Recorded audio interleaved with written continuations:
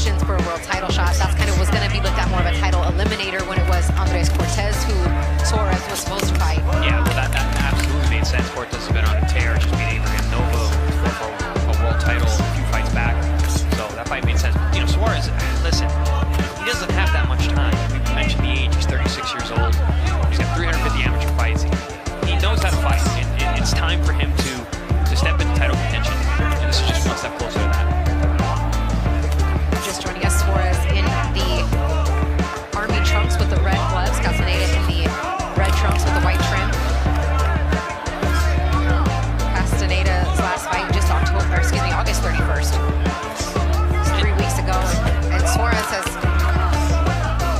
had a fight this year in April.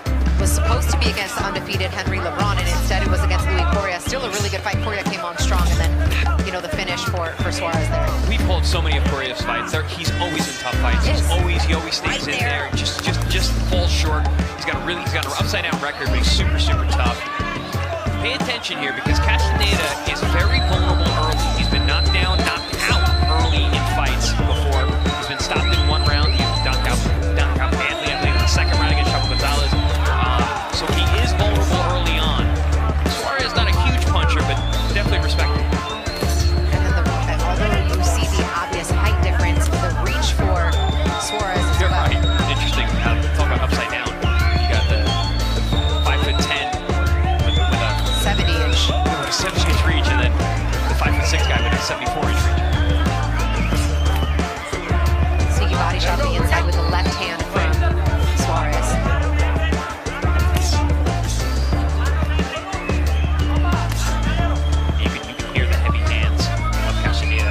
Jabs as they land on the gloves. Good body shot there from Suarez. Really tricky left hook on the way out. Yeah, he's made a good little investment in the body here in round one as part of the game plan for Suarez. I think it's very smart. You look at the torso of Castaneda. He's very thin. Long, lots of look. It's a big target for those body shots. Oh, big right hand. Combination. Oh, he's on wobbled legs now. Is Castaneda? You called it, Chris. Vulnerable early. Suarez did his homework, as you did, my partner, and rocked him early here in round one. Yeah, I was going to say, you can look at the body language of Suarez. He's being way more aggressive than we're used to seeing him.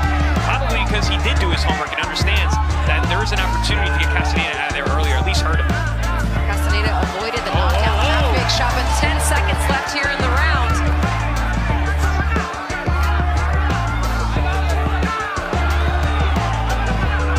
As Suarez off to a solid start here in Arizona.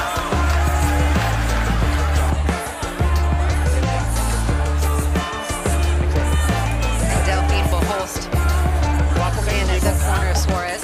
Former teammate. Castaneda's one of those guys. If you hurt him, you better hope you finish him. He tends to roar back.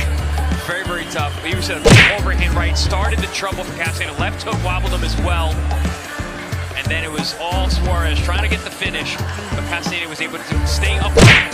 There's that beautiful overhand right. Right on the money. Very precise punching there from Suarez. Falls up with the left hook. Then you see the legs betray Castaneda as he steps out.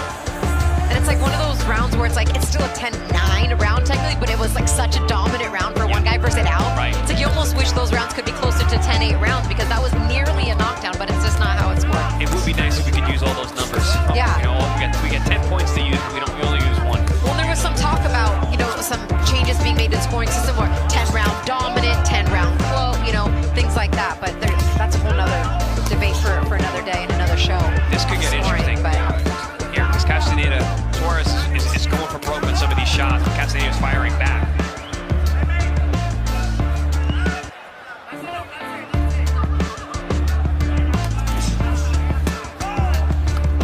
Hook down to the body, then back up top for Suarez. He goes again, starting a lot of these combinations with that left hook to the body. And then there it is. Good. Once again. Shot once again. Very tricky with that left hook to the liver. And brought it up top there. It's interesting. Whenever we talk about reach, we always think about offensively, but defensively, look how much of Suarez's body is covered up with his arms. You know, he's got a short torso, he's got long arms. Ooh, those elbows go down below the belt.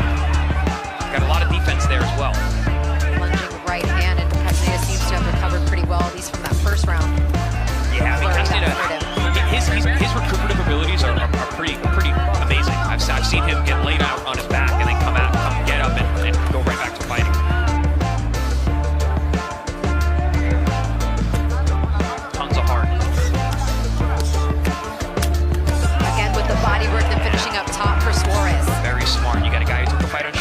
yes, he fought a few weeks ago, but it's different when you're not in camp, especially for a tough fight.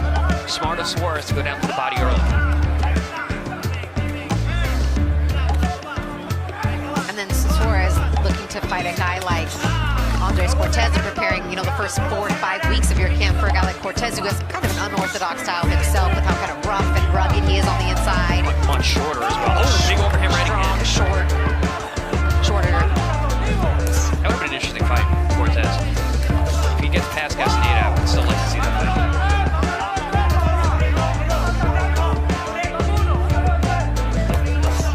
Nice stab jab. Yeah, change levels on that quick. Castaneda, which is good for a tall guy to do. Sets up the right hand as well.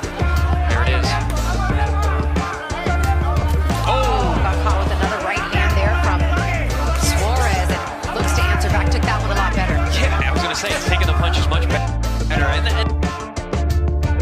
on display, and that division has kind of heated up with the quickness. kind of. I mean, it used to be, Yeah. but it hasn't been. It wasn't that way for a long time. It wasn't, especially on this side of the war. Yes. It was bigger in Europe. You know, we had the Super Series a bunch of years ago. Andre Ward came out on top of that. But since then,